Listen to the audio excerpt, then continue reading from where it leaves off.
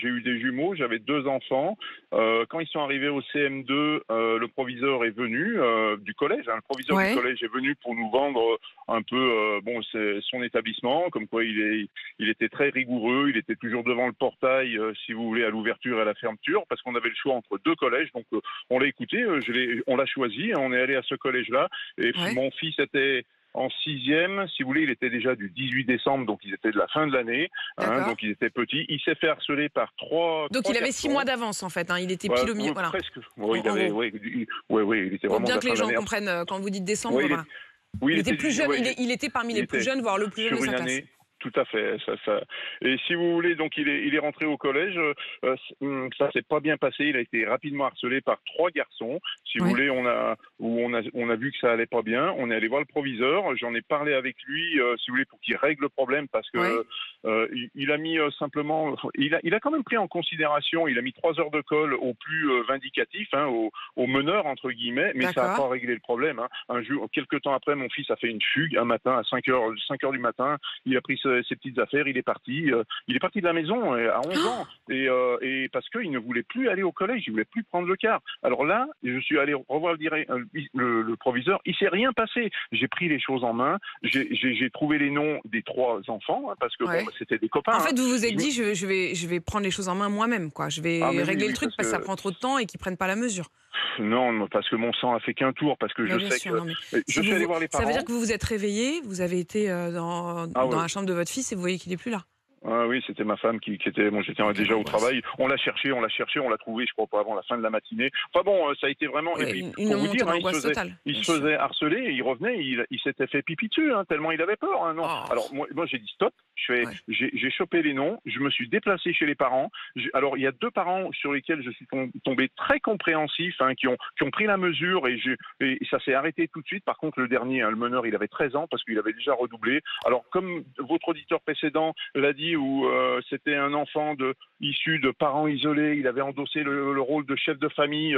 Non, mais tout ça. Et je suis allé voir sa maman, et je peux vous dire que je l'ai quand même attrapé, je l'ai coincé, et il m'a regardé dans les yeux. Il était quand même, il avait quand même énormément de caractère. Et je Mmh. lui ai dit ce que j'avais à lui dire, qu'il n'avait pas à recommencer, parce que sinon j'allais être là, hein, puis Mmh. comme il faut, hein, assez sévèrement. Et si vous voulez, ça a réglé le problème.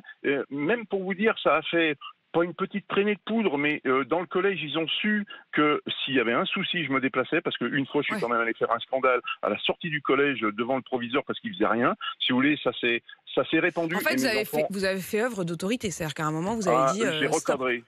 J'ai recadré, voilà, parce que maintenant c'est un petit peu. Voilà, j'ai recadré je suis pas d'abord passé par les parents, Mmh. tout en laissant entendre aux enfants, quand ils m'ont vu bien énervé, que Mmh. ça allait être la même chose Mmh. pour eux. Mmh. Et puis, écoutez, Et ils ont. votre fils, il va comment aujourd'hui, Franck? Écoutez, ça va. J'en ai pas reparlé avec lui. Quand on en parle, ils me disent ils étaient très contents, que je sois là pour eux, hein, que Mmh. d'ailleurs derrière ils n'ont pas eu de soucis. Non, vous savez, j'en ai pas reparlé avec lui. C'est vrai Mmh. que, oui, on le voit, je le vois. Hein, ça se passe. Je pense que ça se passe bien. Hein. Il est en quelle classe C'est un maintenant, homme Franck? maintenant. Il est en Alors, quelle classe? Ah, il est grand comment maintenant? c'est? Ah merde, excusez-moi, parce que c'est arrivé dans les années 2000. Moi, j'ai 59 D'accord. ans. C'est arrivé il y a 23 ans. Donc D'accord. il est grand Bah maintenant. oui, mais en fait, c'est le même problème, hein. Je veux dire, aujourd'hui ou hier, hein, c'est la même humanité, c'est nos enfants. Mais ce que je trouve quand même très frappant, c'est qu'effectivement, on voit qu'à un moment ou à un autre, les parents, si le rectorat, alors il vous en a pas tenu rigueur, ça, le rectorat vous a pas ensuite Non, non. ils vous ont Ah, pas puis vous savez reproché de vous en quoi, être mêlé quoi. vous-même. Ah, mais je m'en cogne, hein. Je serais Mmh. allé les voir, qu'ils fassent là. Enfin, on peut pas leur demander non plus de régler tous les problèmes, parce que ça se passait aussi un petit peu en dehors du collège en attendant le car. Oui, bon, ils ont quand même fait quelque chose, mais 3 heures de colle, ça a été de la rigolade pour le gamin qui était un peu plus virulent que les autres, où il a dû éclater de rire. Et ça a pas cessé. Donc je sais très bien que la hiérarchie, hein, je lui ai fait un peu peur. hein, et ça a réglé le problème. Mais ça a réglé le problème. Merci Franck d'être passé par le 32-16 pour nous raconter ce qui s'était passé pour votre fils et la manière dont vous aviez géré les choses. Le parti pris. Bonjour Laurent Tapie. Bonjour. Merci d'être dans ce studio ce matin et d'avoir accepté notre invitation. Bienvenue sur RMC, qui a été la radio de cœur de votre père, Bernard Tapie, qui avait cette émission qui s'appelait Allô Bernard, qui était donc évidemment avec les auditeurs d'RMC. La raison pour laquelle j'ai voulu vous entendre ce matin dans cette case qui s'appelle le parti pris, c'est qu'on voulait savoir ce que vous avez ressenti, ce que vous avez vécu de cette série qui sort donc ce mercredi, cette série de Netflix consacrée à la vie de votre père. Ça s'appelle Tapie, tout simplement. Et vous l'avez vu hier soir, alors ? Alors, je suis mitigé, c'est-à-dire que je pense qu'il y avait mieux à faire. Voilà. La série est pas méchante. Je m'attendais pas à autre chose. C'est quand même le fils Seguela qui l'a faite, qui est un ami de la famille depuis des années. Donc, je m'attendais bien sûr à ce que ce soit pas méchant. On retrouve les caractéristiques de mon père, sa personnalité. Il a réuni un groupe d'acteurs exceptionnels. Franchement, l'ensemble des acteurs sont formidables. Et c'est ça que je trouve dommage, c'est qu'il avait les ingrédients entre l'histoire de mon père et le casting qu'il a réussi à monter pour faire un truc exceptionnel. Et c'est pas exceptionnel. Qu'est-ce qui a manqué pour vous ? Déjà, le parti pris d'avoir fait une fiction, je le comprends pas, parce que la vie de mon père était tellement riche que vous auriez pu faire 7 épisodes de réel et uniquement de réel, et ça aurait été tout aussi, et ça si ce n'est plus spectaculaire. C'est-à-dire qu'avec votre père, le réel dépassait la fiction. Exactement. Je vous donne un exemple. Il a fait le choix, pour la reprise de Vendère, d'inventer un scénario dans lequel il y a plusieurs candidats, alors que si mon père l'a reprise pour un franc, c'est parce que comme les autres, personne n'en voulait.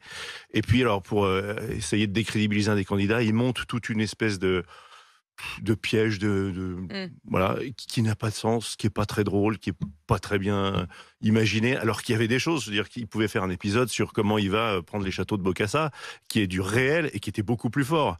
Donc ce choix d'avoir mixé de la pure fiction avec du réel, je le regrette un peu. Et puis ça fait que dans l'histoire, on s'éloigne vraiment beaucoup de la réalité. Le rôle de ma mère, par exemple. Ma mère, c'était pas du tout ça dans la réalité. Là, dans la série, qu'est-ce qu'ils en font et qu'est-ce qu'elle est ? Dans la série, ils en font une femme d'affaires. C'est tout juste si elle n'est pas le cerveau, quoi. Ouais. Alors c'est dans l'époque, hein, puisque aujourd'hui toutes les femmes sont formidables et tous les hommes sont des cons. Mais là, vous êtes bien le fils de votre père, je vais vous dire, Laurent. Oui, mais voilà, donc il a pris la mouvance actuelle, mais là il l'a appliqué au couple Tapie. C'est tout juste si c'était pas lui le chien un peu foufou, et puis ma mère très intelligente qui cadre tout. Je veux pas faire offense à ma mère, c'est une femme intelligente, mais enfin le cerveau du couple c'était mon père, c'était pas ma mère. Mais Laurent Tapie. Qu'est-ce que vous avez ressenti ? C'est-à-dire que quand vous êtes face à ça, vous dites d'ailleurs que ce sont des acteurs exceptionnels. J'en déduis que vous avez trouvé que Laurent Lafitte incarnait très bien votre père. Oui. Est-ce qu'il y a des moments où, quand vous avez regardé ça, vous avez ressenti, vous avez reconnu, vous avez même peut-être à un moment été ému par le fait que vous retrouviez quelque chose de votre père ? Oui, ça a été le cas. J'ai été ému à plusieurs reprises. La fin est très émouvante, parce qu'en plus, à la fin, il met des images réelles et il est allé chercher des images que j'avais jamais vues de ma vie et qui étaient d'autant plus émouvantes. Donc ça c'est réussi. C'est ce que je vous dis, il a réussi à créer cette émotion et on retrouve quand même l'essentiel de Tapie, du couple Tapie, etc. Mais c'est dommage que ce soit pas plus. Vous auriez aimé le faire aussi ? Vous avez toujours dit d'ailleurs que vous auriez aimé, peut-être que vous n'allez pas vous l'interdire, d'ailleurs c'est pas parce qu'il y a une série déjà qui est sortie que vous ne le ferez pas. Oui, tout à fait. Je ne ferai pas une série parce que dans la foulée d'une série, on ne va pas refaire une série. Mais moi j'ai écrit il y a déjà plus de 10 ans le scénario d'un film et je ne renonce pas à faire un jour le film. Bon, je n'ai pas le temps de m'en occuper en ce moment, mais ça viendra un jour. Je pense que ça viendra un jour parce que je ne peux pas rester pour moi sur... C'est frustrant pour moi d'avoir ça, en sachant qu'il y avait mieux à faire, je pense. Et s'il y a une saison 2 et qu'il vous propose de participer à la saison 2, vous diriez oui ? Ça voudra dire que je demanderais à être beaucoup plus regardant sur le script et je ne suis pas sûr qu'il accepterait. C'est ce qui a fait qu'il ne m'a pas fait rentrer dans la saison 1 d'ailleurs. Vous le connaissez, vous l'avez dit, ouais. C'était un ami de la famille. Vous avez été déçu, quoi. On sent quand même une... Oui, j'ai été déçu. C'est pas ce qui fait que mon avis, je vous le donne vraiment en toute transparence, ni en le chargeant, ni en le déchargeant. C'est vraiment ce que je ressens. Mais la déception, elle provient pas du fait de la démarche, parce que ça, tout le monde dit oui, c'est pas normal qu'il ait fait ça. C'est pas ça. C'est bon. Je suis entrepreneur et il est d'une certaine manière réalisateur. C'est un type d'entrepreneur. Quand on a un projet en tête, on le fait, on demande autorisation de personne. Ça, je lui en veux pas. On sait d'ailleurs que votre père ne voulait pas. Ou alors, sauf si c'était vous qui étiez justement aux manettes. Exactement. Et je comprends aussi qu'il n'ait pas accepté. Parce que c'est vrai que aller voir Netflix en disant je vais faire la série, mais il y a le fils Tapie qui va contrôler tout le script. ils auraient forcément eu l'impression que tout ce qui pouvait être polémique, on aurait essayé de le gommer, de le mettre de côté. Ils ont tort parce que ça n'aurait pas été le cas, mais je comprends qu'ils l'aient pensé comme ça. Là où je lui en veux, c'est le louvoiement. Je ne supporte pas le louvoiement, moi. Oui, c'est ça. Au début, il vous a dit, bon, tu seras dans la boucle, puis finalement, voilà, non, j'aurais puis pu un se petit respecter, peu. qu'ils me disent, écoute, comprends-moi, je veux faire cette série en étant libre, tu peux pas intervenir dedans. Point, j'aurais pu se respecter ça. Est-ce que de vous me dire, réussissez... oui, je vais te filer le script, tu vas voir les épisodes, puis après, non, mais en fait, Netflix veut pas, j'aime pas les louvoiements. Est-ce que vous réussissez à vous dire, qu'est-ce que mon père en aurait pensé? Oh, je le sais déjà, ça, pour le coup, il aurait pas aimé du tout. Il aurait pas aimé du tout? Non, pas du tout, du tout, du tout. Non, il aurait pas aimé du tout. Le fait de poursuivre ce personnage?